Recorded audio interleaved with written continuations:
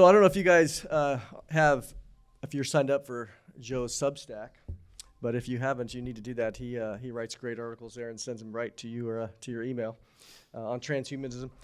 I think as we get into the topic of transhumanism, which you're going to be discussing tomorrow, I think oftentimes, I know I hear it, let's start out just definition. What is transhumanism?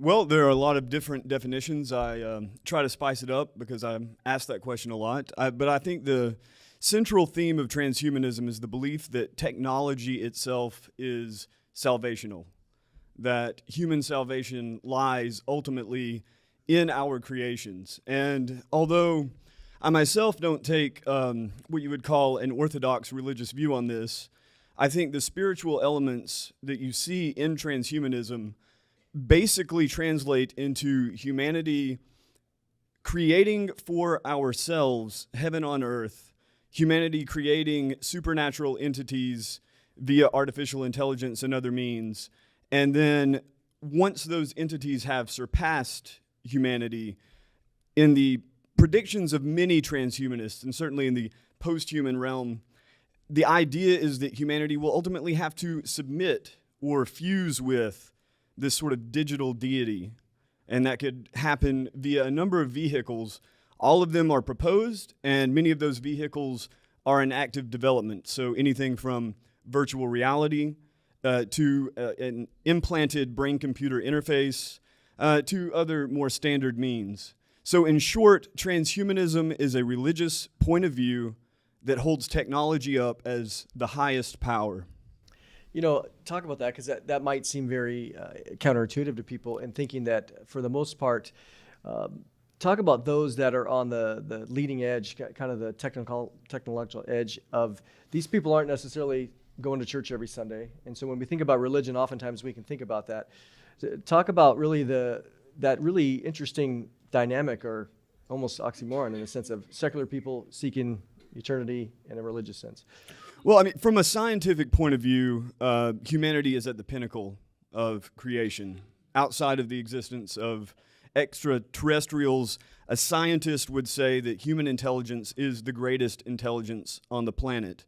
Transhumanists see that intelligence as profoundly flawed, and they see artificial intelligence in particular as this sort of crystalline form that could surpass human intelligence, overcome our flaws, and ultimately be more powerful. So a key example is Elon Musk. I'm sure everyone knows that Elon Musk is now the coolest man on earth, according to every conservative, outside of a very small few holdouts, myself included.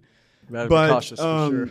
Elon Musk, I think, is probably the most famous transhumanist on the planet, even if I don't know that he's ever used the term, but he's certainly immersed in transhumanist philosophy. Nick Bostrom is probably the most prominent example, the author of the book Superintelligence, whom Musk references often, but many others.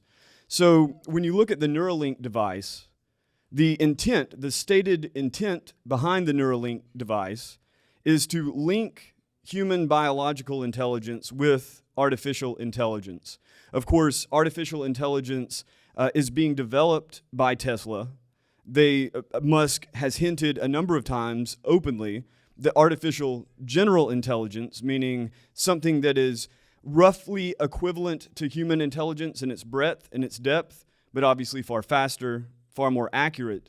And so the Neuralink device, which is clearly far behind the timeline he had foreseen back in 2016 for various reasons, the Neuralink device, which is a small quarter-sized implant where you would have a quarter-sized hole pulled out of the skull, the implant put in with about 1,024 small hair-thin wires going into the brain, and that then would allow a person, first quadriplegics, but he hopes eventually consumers, to basically commune with this digital deity, with an advanced artificial intelligence.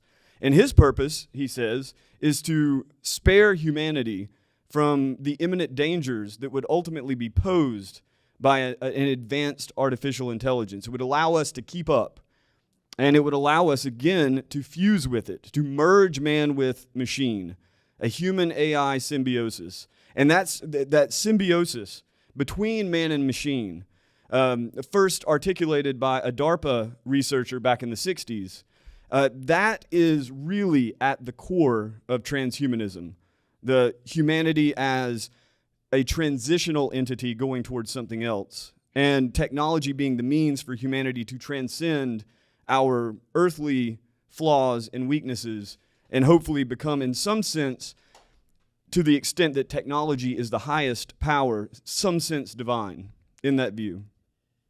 In the sense of, as you mentioned, take the religious side out of it, in the sense of those that might have religious objections. Just strictly from a humanist perspective, you see all these things like Neuralink, and of course when Elon's presenting it, he's presenting it as a way that this is great, this is awesome, and in some ways this would be awesome for people that can't see or can't hear to have that opportunity. So with all these promises that are made of the benefits, what are, just from a completely human perspective, what are the risks? Why aren't we embracing this? Why not? What are we here to fear? You know, I think a lot of people are embracing it, far more than, it surprises me daily how many people are completely comfortable with the notion, if not of an implanted brain-computer interface, certainly a non-invasive brain-computer interface, of which many exist, right? And they're all obviously in development. But a non-invasive brain-computer interface, in theory, could accomplish the same thing. It would simply read the blood flow and the electromagnetic activity of the brain and translate that into something that could be used for command and control with a computer system. So, and then of course the input would be sensory as it is now. So, to the question of why reject it from a purely naturalist point of view, of which there are many people who are anywhere from agnostic to atheist who argue against this. According to the theory of evolution, human beings have evolved over the course of, you could say, 50 million years, if you look at the primates, or it would be something in the neighborhood of 6 million years if it looked at more human-like primates, and then with human beings themselves, ourselves, about 250,000 years of biological evolution to lead to this point. So when they say that technology is just simply an extension of evolution, it's just another phase in evolution in which humanity will step up, the theory of evolution doesn't hold that these entities made these drastic leaps. What we're talking about is basically the end of what evolution created and the beginning of what technological evolution would create.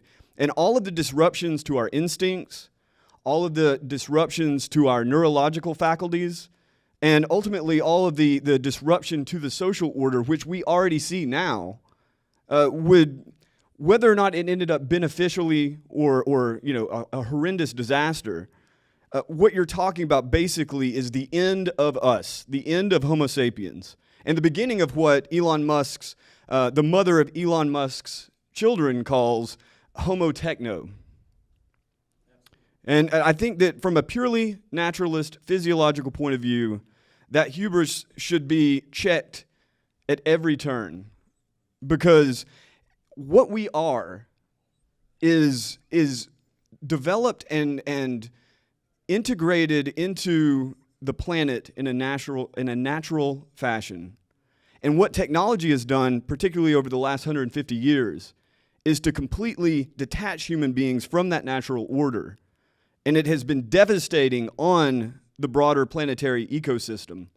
And while Elon Musk obviously positions himself to be one who is actively promoting sustainability, I think that in the end, it's inevitable that an advanced technological society, especially of 8, 10, 12 million people plus, would be exponentially devastating on the planet, on the ecosystem. So again, I myself am not a pure naturalist, but that's the argument.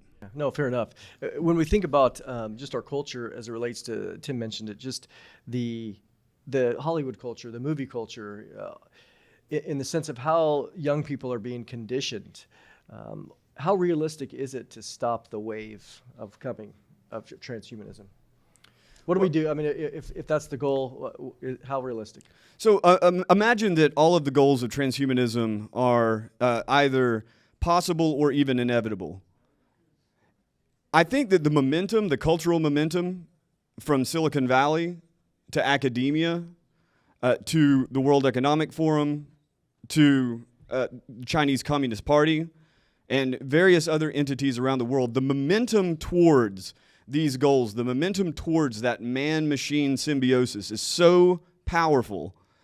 I'm not sure that there is a way to stop it outside of, a freak solar flare or EMPs detonated with hydrogen bombs in the atmosphere, which I don't recommend that as a solution, by the way. It's sending us back to the Stone Age, yeah. So, and I don't think anyone really wants to go back to the Stone Age. So how do you stop it? I don't know that any normal individual could, and I don't know that if Elon Musk decided to recant tomorrow, that he could stop it.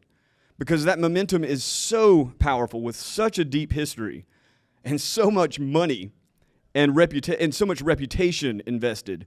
So for me, I think that the wisest thing going forward is to simply identify this broad paradigm shift in the world, decide where you stand in relation to it. And I think that every human being on earth that has the cognitive capacity to recognize this danger, it's up to them to draw the line as to where it's at. I would take it back to a watch and a landline myself and a big stack of books, but that's very particular, and I think every person has their own particular fears and affinities. But as I wrote recently, it is definitely a slippery slope from a smartphone to virtual reality to a brain-computer interface. Yeah, in your latest post, you talked about a cyborg theocracy and that slippery slope. Kind of just give us a quick rundown of that. Well, cyborg theocracy isn't my term.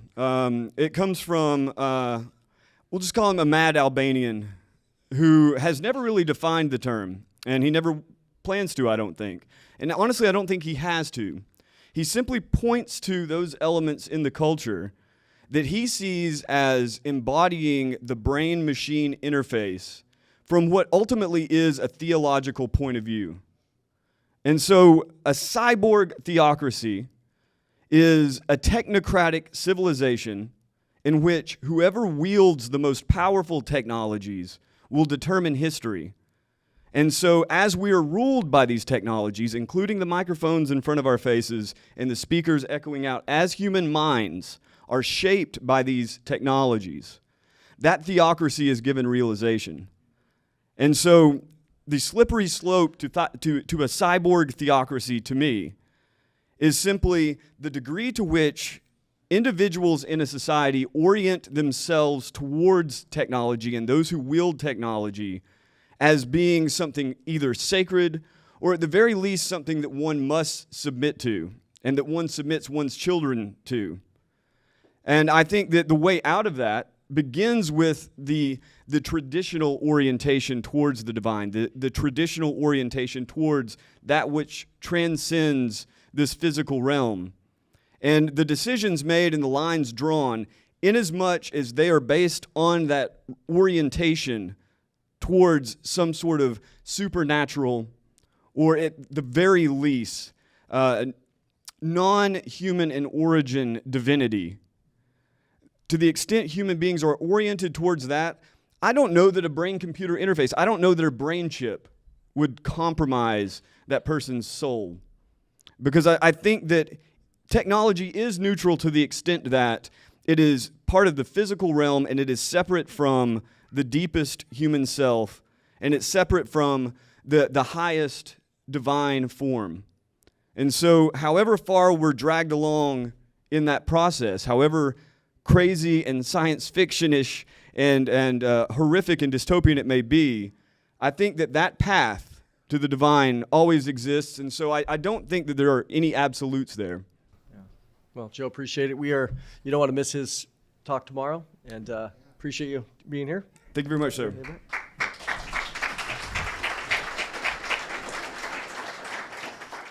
Folks, the Birthright Conference was an extraordinary event.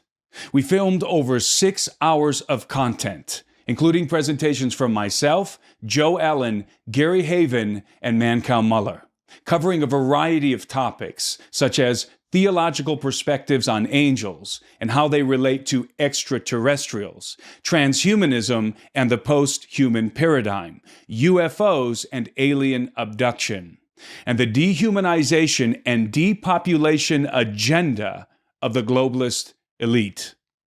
The conference is now available for purchase in DVD, digital download, and long-term rental formats. Go to birthrightconference.com to secure your copy today.